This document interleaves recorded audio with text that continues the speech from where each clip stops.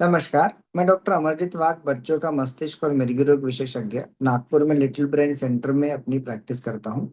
आज हम बच्चों की मिर्गी के ट्रीटमेंट के बारे में बात करते हैं। जब भी कोई बच्चा फीट के लक्षण दिखाता है तो आपको तुरंत डॉक्टर को दिखाना है, और डॉक्टर को दिखा के कुछ जांचों के आधार पर, जैसे ईईजी, एमआरआई, इन जांचों के आधार पर आपके बच्चे का इपिलेप्सी का डायग्नोसिस हो सकता है, जिसको हम सामान्य भाषा में मिर्गी की बीमारी बोलते हैं।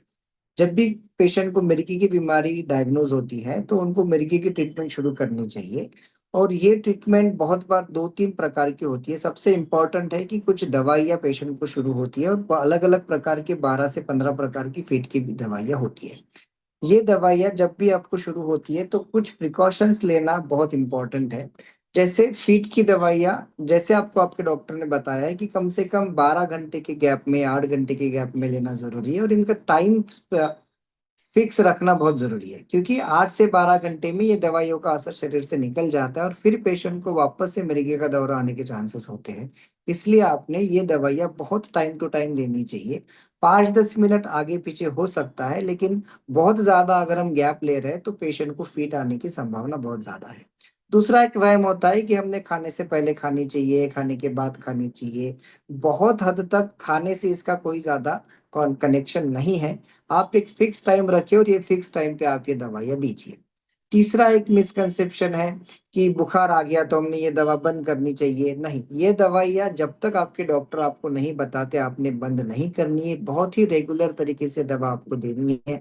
आप बाहर जा रहे हो, किसी फंक्शन में जा रहे हो, ट्रैवल पे जा रहे हो, बच्चों के एग्ज़ाम्स है, कुछ भी हो, ये दवाइयाँ आपने बहुत टाइम टू टाइम देनी चाहिए। दूसरा सवाल ये पूछा जाता है कि हमने क्या प्रिकॉशंस लेने चाहिए जब भी कोई मिर्गी का पेशेंट हमारे पास घर में, अगर कोई मिर्गी का पेशेंट है तो। तो हम 2-3 चीज़ें बताते हैं कि ये पेशेंट कभी भी अकेला आग, ऊँची जगह या पानी में नहीं जाएगा। उसका रीज़न यही है कि अगर वहाँ पे इनको झटका आ रहा है तो ये लाइफ़ के लिए खतरा हो सकता है। इसलिए अगर कोई बच्चा स्विमर है तो आपने आइदर स्विमिंग अवॉइड करनी चाहिए, या तो किसी ने उसके साथ रहना चाहिए स्विमिंग पूल में, ताकि आप उसकी तरफ ध्यान दे सकें। अकेला ये बच्चा ट्रेकिंग पे नहीं जा सकता, अकेला ये बच्चा कोई ऊँची जगह पे नहीं जाना चाहिए, जिसके चलते इस पेशेंट को अगर वहाँ पे झटका आ गया तो वो लाइफ़ के लिए धोखा हो सकता है। इसीलिए इस प्रकार से आपने ये पेशेंट्स की तरफ ध्यान देना ज़रूरी है। अगर फिर एक सवाल है कि इन दवाइयों के साइड इफ़ेक्ट होते हैं क्या? खास करके एलोपैथी के बारे में लोगों को बहुत ज़्यादा इश्यूज़ या कंसर्न्स होते हैं, या बहुत ज़्यादा चिंताएँ होती है।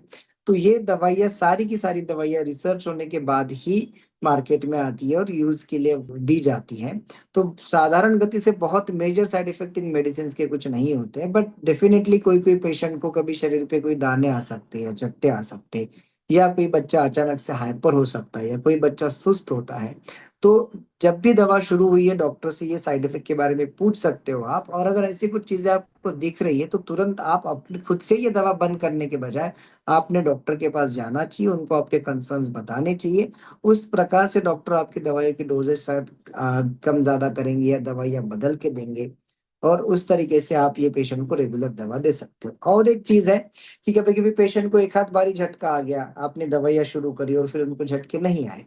लेकिन डॉक्टर आपको बोलते हैं कि कम से कम 2 से 3 साल दवाई देनी है, क्योंकि मिर्गी की दवा का कोर्स नॉर्मली तरीके से 2 से 3 साल होता है, और मैक्सिमम पेशेंट्स ये 2 से 3 साल में बहुत अच्छे हद तक कंट्रोल हो सकते हैं, क्योर भी हो सकते हैं। बट बहुत बार एक बार झटका आ गया, हमने दवा शुरू करी, दव झटका नहीं आया तो हमको लगता है कि अब दवा की क्या ज़रूरत है, बहुत सारे लोग अपने से ही दवा बंद कर देते हैं। कुछ पेशेंट ऐसे होते हैं जिनकी मिर्गी डेफ़िनेटली थोड़ी मुश्किल किस्म की होती है, और उनको बार-बार झटके आते रहते हैं दवा खाने के बाद। तो उनको लगता है कि यार दवा दे के तो कोई फ़ायदा ही नहीं है, वो फिर से अपने आप दवा बंद कर देते हैं। तो हम दवा शुरू कम रखते, बंद ज़्यादा रखते, तो इससे और पेशेंट का नुकसान होता है। इसलिए आपसे ये हमारी प्रार्थना रहेगी, अनुरोध रहेगा कि मिर्गी की पेशेंट का एक प्रॉपर डायग्नोसिस डॉक्टर से करवाइए, और जो भी दवाइयाँ आपको शुरू हुई है, वो आप अपनी मर्ज़ी से खुद कम-ज़्यादा मत करिए, आपने डॉक्टर को दिखाना बहुत ज़रूरी है, और वो डॉक्टर जिस तरीके से आपको मेडिसिन देते हैं, उनको आपने कंटिन्यू करना है। एक बार झटका आया तो हमने 2 साल क्यों खाना, वैसा नहीं होता है। मिर्गी की बीमारी के बहुत स्पेसिफ़िक डायग्नोसिस है, बहुत अलग-अलग कारण है, वो कारण तक पहुँचना बहुत ज़रूरी है, और वो कारण के हिसाब से मेडिसिन्स एडजस्ट करना बहुत ज़रूरी है। और इस प्रकार से अगर हम पेशेंट को, बच्चे को मिर्गी की दवाइयाँ कंटिन्यू करते हैं, तो हमको बहुत हद तक हम ये बीमारी को ठीक भी कर सकते, कंट्रोल भी कर सकते। इस अनुरोध के साथ मैं आपका आगे फिर से धन्यवाद करना चाहता हूँ। धन्यवाद।